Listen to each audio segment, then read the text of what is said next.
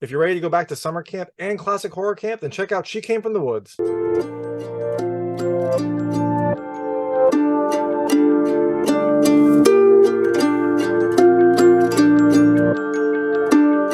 Hey everyone, this is David Stark from Watcher Pass. You may be wondering why the image in this had me with a well done fake blood finger. That would be because today I'm going to talk to you about She Came from the Woods, a new throwback horror movie coming to theaters on February 10th, 2023. I didn't really know what to expect from it.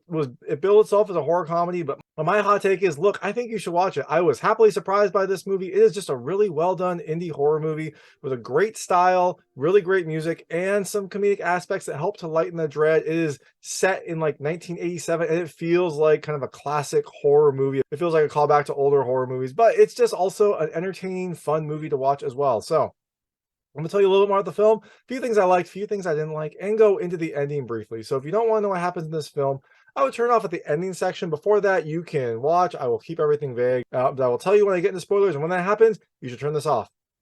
So in She Came from the Woods, which unfortunately has a pretty generic title for what is a very, very fun movie. It's 1987. It's the end of summer camp at Briarbrook, a family-run camp that's been operating for years. The counselors have gotten all the kids home. They have one night together before they all go back to their lives. And so this night they decide to have a little fun and do a ritual based on a legend in the camp. And so they do this ritual.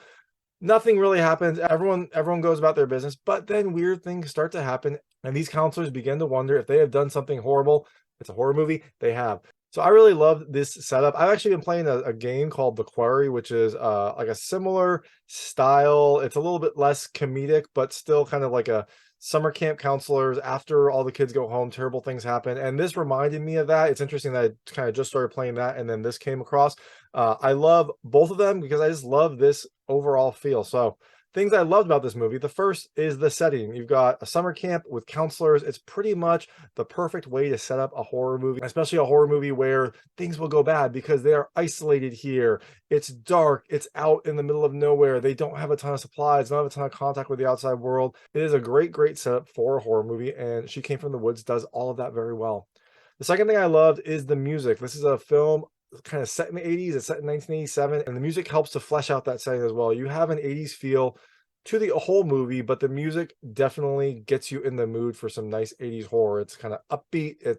I don't know if they're all 80s songs, but it definitely evokes that time. The third thing I loved are the practical effects. Look, it's an indie film. You sometimes are worried that maybe they'll use some CG here and there, but overall, it feels like the effects are mostly practical. You got some nice gore. You've got some nice deaths. It's a horror movie in a summer camp. People are going to die, and they do a really good job with it with what you can tell is a limited indie budget. And I really liked that they focus on practical effects because, as you know, CG is one of my pet peeves, and if CG is done poorly, especially in like an indie horror film, it just does not look good. But here, it does look good. It helps to tell the story and doesn't take you out of the moment. There's like one scene where it's not great, but overall, the practical effects are very, very well done. And the last thing I loved is just the overall feel. Look, this is set in the 1980s. It's supposed to be like an 80s style horror movie, and everything that they've done in this film helps to evoke that. Like during the day scenes, there's this like yellowish kind of filter on the footage. It makes it look a little more classic, a little older style. The outfits, the characters, they're all kind of like 80s tropes from 80s horror. And this film definitely is both a love letter to the 80s, but also recognizes some of the camp in those movies and really rides with it. And that's how this film kind of straddles that like horror comedy line. And I just loved everything about it. I love this movie from the start, and I really kind of enjoyed it all the way through. But that being said, there were a few things I didn't love, and none of these took away from my enjoyment of the film, so don't worry too much about them, but just some things I didn't love as much. The first, it's an 80s movie. You're going to have that jerk character, and in this film, the jerk character, I didn't really like him very much. His motivation never really sat with me, and he does some things that are terrible, but also don't make much sense. They just kind of are. He's almost there just to evoke chaos, and I did not like him at all. Not taking anything away from the actor who played him. He did a great job, but the character I didn't care for. And the last thing I didn't love is the villain. And oftentimes this happens in a horror movie, especially kind of like an indie horror movie. When you finally do get to see the villain, it is disappointing because there's been so much buildup, and you've only seen them from afar. You've seen what they can do. And in this movie, when you do finally come face to face with the villain, she did not. I mean, she was fine, but she wasn't very scary. And some of the things that she had done before just kind of like faded away. And it felt a little bit of a letdown when you finally did have that big encounter. Now, that being said, the build up to all of this was great, and I really liked the film up until that point. So don't let a final climactic encounter hurt your enjoyment of the film. I didn't let it hurt mine, and I think overall the film is definitely worth a watch. So now I'm gonna get into the ending, and if you don't want to know what happens in the ending of this film, you don't want to know anything about it, then I would turn it off now because there will be spoilers. So, like I said, in She Came from the Woods, you have a group of counselors who it's the last night. The kids have all been sent home. It's the night before they're all about to go home to their busy lives. And some of them are going to college. Some of them are never going to come back to this summer camp. And so they have a fire and they do this ritual where they prick their fingers with a needle and hold their fingers up to the sky. And they all yell Agatha, which is the name of this like nurse who was at the camp who went crazy and died in the woods. And so they're trying to like evoke her spirit. Eventually what you find is that they were able to evoke this Agatha spirit, this Agatha witch, and so she starts to kind of take them out one by one, and you're not really sure why. You know that you find out in the film that she like was obsessed with blood and she would like steal blood from people and use it in rituals. So it seems like maybe that's what she's doing. A lot of the things that happen involve her possessing other people and causing them to do terrible things, or her like draining blood. And the film does, like I said, have some nice practical effects. So like when you get into like the forest and you see the tree with like jars of fake blood hanging from it, it's a really nice effect. And it's a really nice kind of look.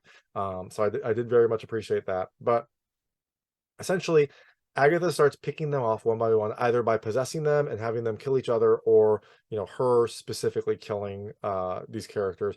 But she also possesses a bunch of kids, and they kind of do her bidding as well. Like some of the kids that were sent home, they don't actually get home because the bus that they were coming up from malfunctions, and then the kids all get possessed and kind of come back to the camp. So she has this horde of like roaming kids, and then her as well, slowly picking off the people. Now, what you also find out is the only people that can see her are the people that did the ritual. There were a few folks that didn't do the ritual. So the person who led the ritual was one of the kids named Peter McAllister. He's like the son of the mom who runs the camp, and then she kind of took over the camp from her father. And so Peter kind of ran the ritual, but the people that didn't take part were this kid named Ben. He just didn't do it. And then Peter's mom, Peter's grandfather, and Peter's brother. They all weren't at the ritual, so they didn't actually partake in it. So you find out that they actually can't see Agatha. They can't, and I don't think they can be affected by her, because you have to be able to see her to be affected by her. They aren't in danger, but because Peter is in trouble because of family, they all perform the ritual, and then they are pulled into the fold as well. So now you've got everyone trying to stop Agatha, and you find out pretty late that Agatha was a nurse that was brought in to help Peter's grandfather's wife when she was sick. Agatha came in. She was really interested in blood. She kind of like did some blood rituals. So unfortunately for Peter's grandfather, his wife did not get better.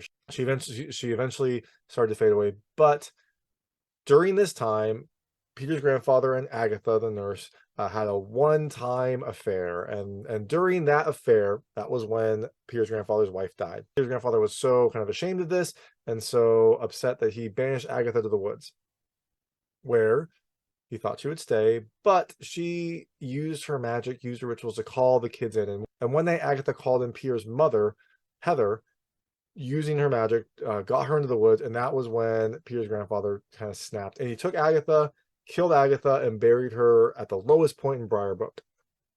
So that happened years ago, but now she's back, and we find out that what she really, really wants was their wedding ring. She had that one night affair with the grandfather.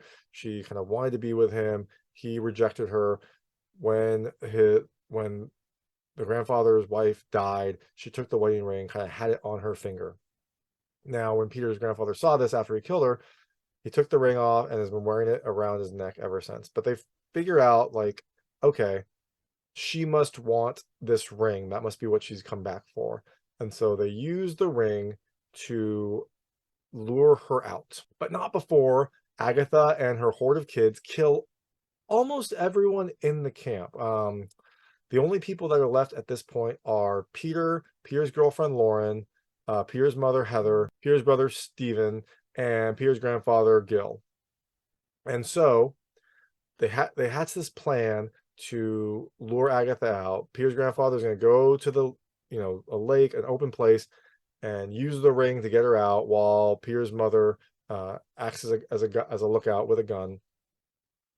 And then Peter, Sean, and Lauren are going to kind of, I think, get set up and kind of provide a lookout. But unfortunately for them, Agatha impersonates Lauren's brother, who had been in danger earlier and has disappeared since. We don't know if he's dead or alive, but she uses his voice to lure the kids out, Peter, Sean, and Lauren, out into the woods, where she kills Peter. She he's running towards Ben's voice. She's trying to get there to save him, and Agatha just puts an axe out and kind of cuts his throat.